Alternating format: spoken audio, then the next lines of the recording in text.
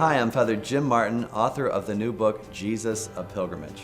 Let me tell you a story about why it sometimes takes a while to get a gospel passage, and this story has 3 chapters.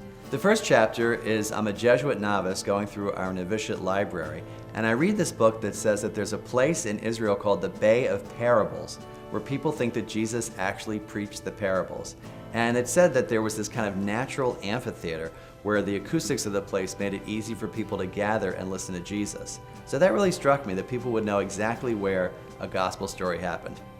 The second chapter is this. I am on a vacation with some Jesuit friends outside of Boston, and we're in a Jesuit house, and it has a broad lawn that overlooks a harbor. And in the harbor is a sort of boating school, and there are all these kids there. And as they're yelling, you can hear them completely clearly, even though they were about a mile away.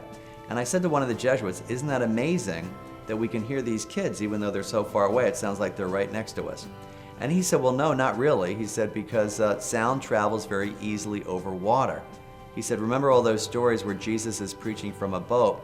That's why he preaches from a boat. It's easier for people to hear the sound because it carries so easily over water. So I thought that was really interesting.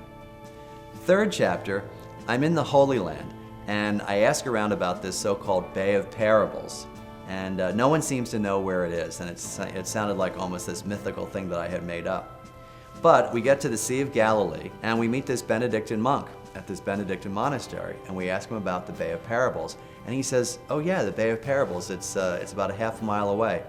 So he gives us directions, and we go through the thorns and the grasses, and we're right along the shore of the Sea of Galilee. And suddenly the ground drops off, and we're in this kind of bowl-shaped amphitheater, the Bay of Parables. It really grounded the Gospels for me, and I thought, well, here, or at least near here, is one place where Jesus might have preached the parables. And when I looked around, you know what I saw? I saw rocky ground, fertile ground, and thorns. Does that sound familiar? It's like one of Jesus' parables where he talks about the parable of the sower. And it dawned on me that when Jesus is talking about rocky ground and thorny ground and stones and fertile ground, he's not talking about rocks in general or thorns in general. He was probably saying, look at those thorns right there. Look at those rocks right there. Look at that fertile ground right there. Once again, it grounded the Gospels.